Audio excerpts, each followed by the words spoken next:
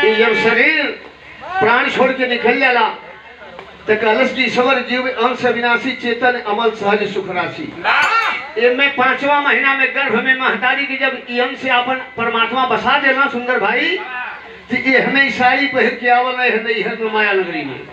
यही में भुला जाला कुल भजन भाव जन बा सारी जिंदगी तो तनिक में कहवा सुंदर भाई कहले का इनमें से निकल गई हाँ इनमें हम तब वो निश्चिंत हुआ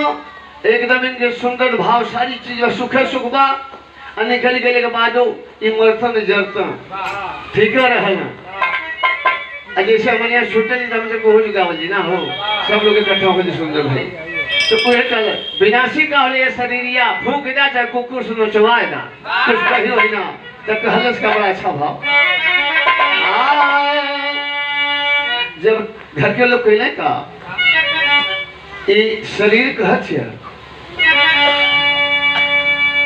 कि घर से बाहर कह निकल लाए कहले जानो पिया घर से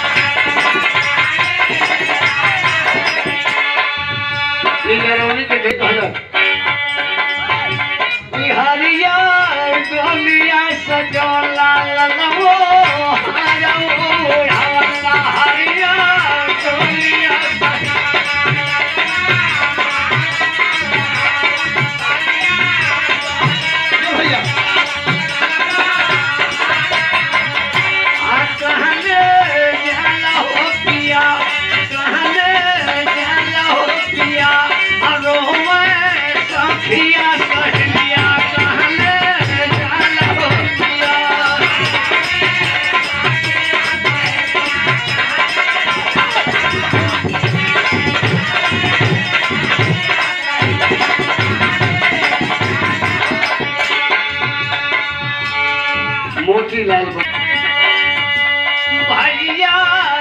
आइले भतीजावा बन क्या हो भैया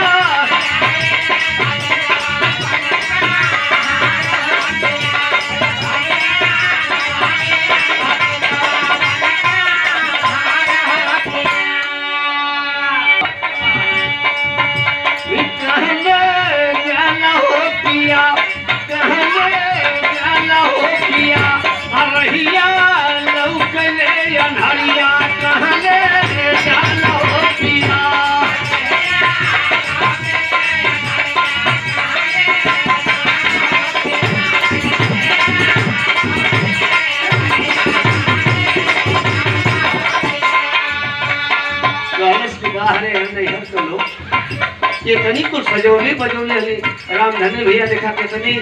कहाँ रहना भगवान कृपा भई गाड़ी घोड़ा टेंट से लेके साउंड सर्विस कोई चीज बाकी नहीं समय के बाद वो कहले का माया के सवा में रहली फुलवा चुन के लगवली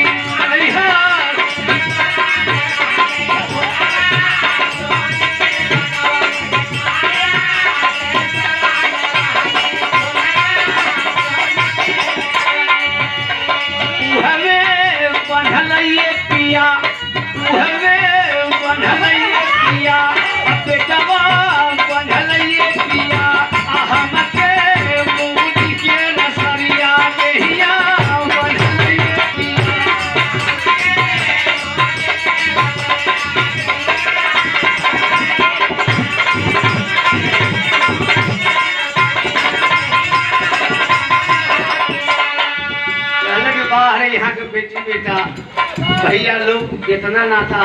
आंस का बहावला यहाँ का करने भैया सुन रहा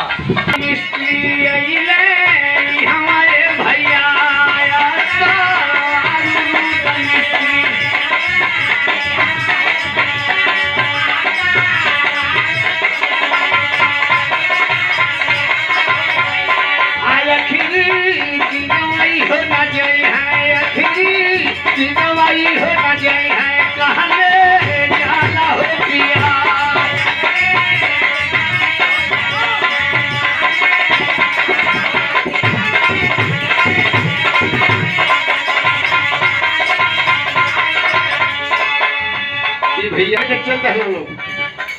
देखा ला कुछ लोग उतारे लहला थोड़ी का दूर माटी बजे हैं 5 माटी देके चल रहे हैं भैया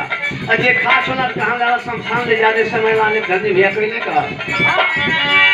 बनले भैया मोर भातियावाया बच्चा आज हो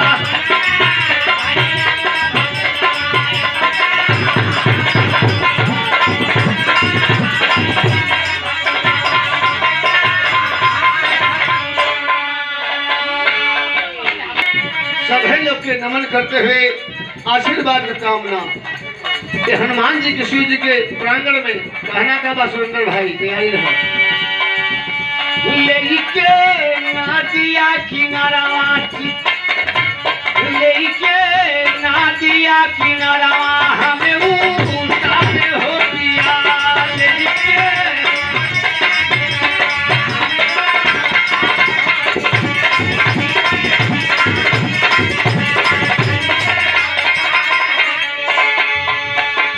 इतनी कमैले रही इतनी बनोने बेकार है कुछ कुछ संगे न जाए कैलस का लकड़ी की चिता सजा के और नीचे लकड़ी ऊपर से ओढ़ना लकड़ी और कुछ जाला नहीं सारी बेईमानी चोरी दुनियादारी करने के गठरी कमाई तो कहलस का जब के बाबू भैया कहली साहब सुबह कहीं बोलावली के बाबू भैया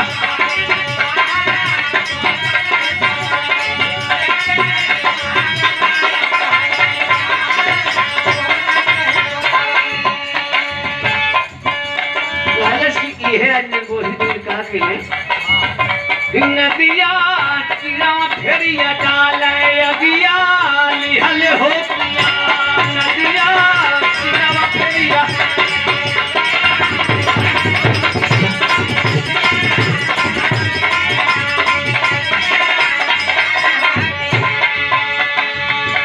बद के लाल नीर मोहिया रे बद के हीरावा नीर मोहिया अगला चौला हो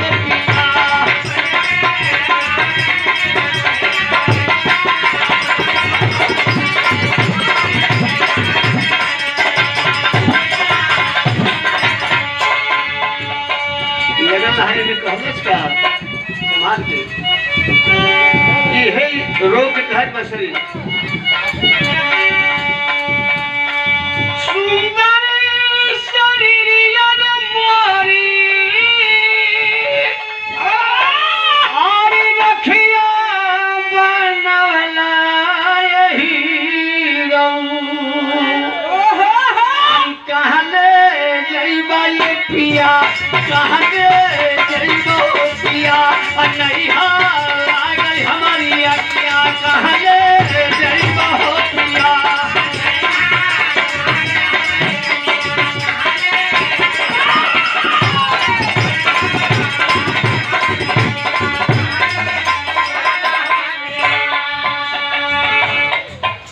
आजा भैया